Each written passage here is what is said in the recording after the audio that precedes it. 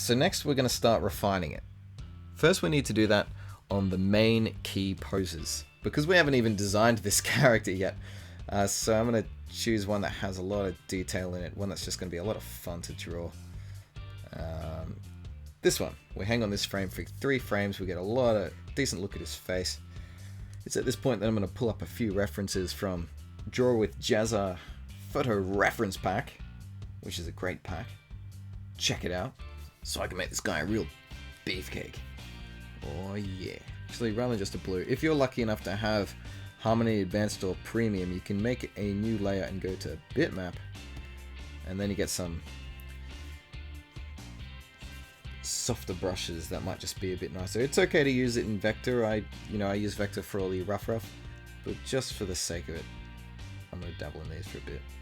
You can open up the brush panel here and get to a lot of fine-tuned controlling. So let's see, make it a bit bigger, pull the hardness down so it gets a bit softer.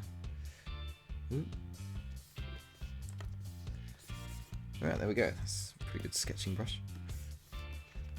Now, when designing a character for movement, it's important to consider that you're going to be doing that character a lot. If you design a character just on a piece of paper and think, right, I'm going to animate it, it's easy to get carried away and add lots of things like belts and zippers and lots of flashy bits. And then when you come to animate it and realize, hang on, I have to draw all those belts and zippers 12 times to get 1 second of footage.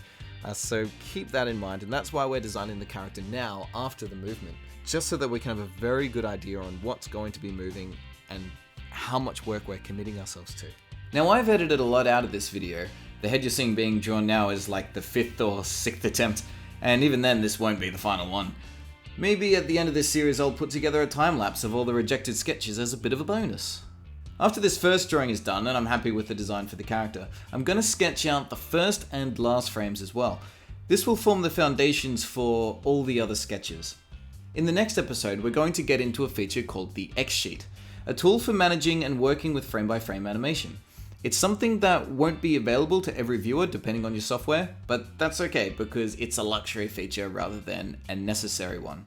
It's one you can absolutely live without, and when you see it in action, you may decide for yourself that you'd rather not make use of it anyway.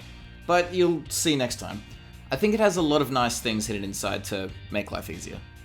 On another note, remember it's an unusual process to be fleshing out a character design after the general movement is already done.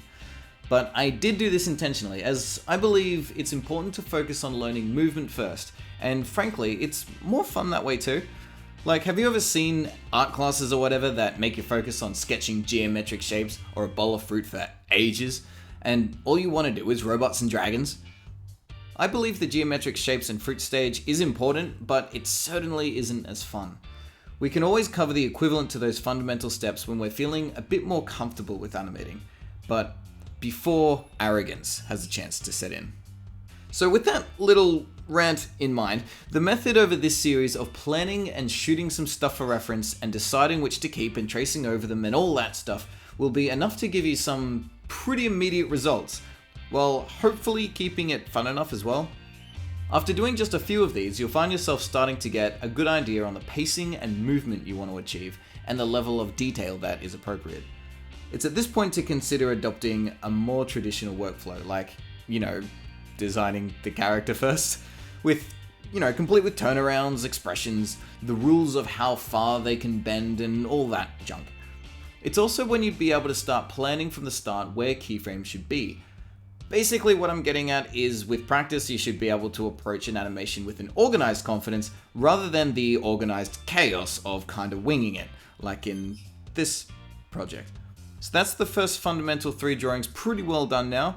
As I said before, in the next episode we're going to get into the X sheet view. So I'll see you then and I'll explain what that is a little bit more.